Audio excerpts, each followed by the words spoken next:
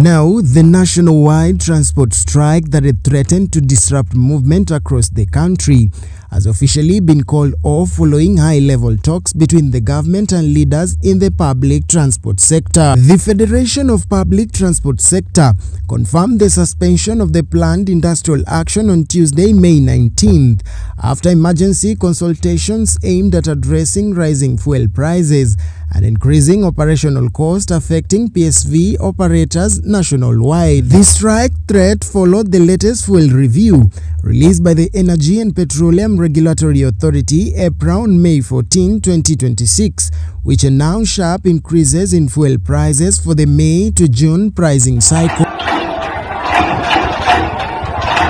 Under the review, the price of Super Petrol increased by 16 shillings and 65 cents per litre, while diesel, the main fuel used by matatus, buses and trucks, rose by 46 shillings and 29 cents per litre.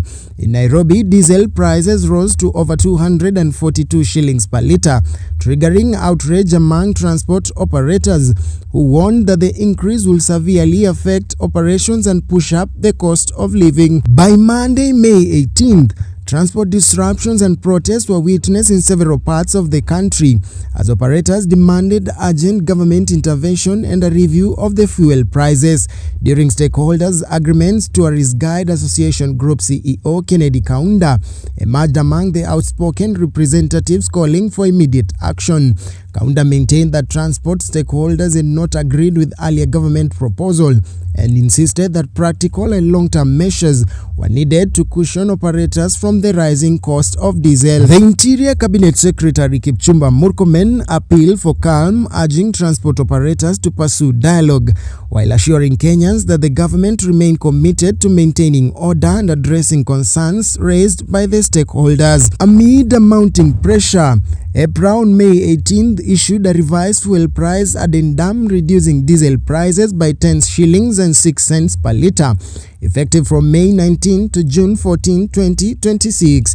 However, transport stakeholders argue that the reduction was still insufficient compared to the earlier increase announced on May 14. Following further negotiations, Federation of Public Transport Sector CEO Kushen Moshiri officially announced the suspension of the strike, paving way for continued engagement with the government. Even as normal transport operations resumes across the country, stakeholders say long-term intervention will be necessary to stabilize fuel prices and protect both operators and commuters from rising transport costs. Brian Uma, Gary report. Therefore, on behalf of our transport stakeholder, our partner and our corporate, on behalf of our TSV, I want to assure them that since we have suspended the strike give room to negotiation, and if that does not,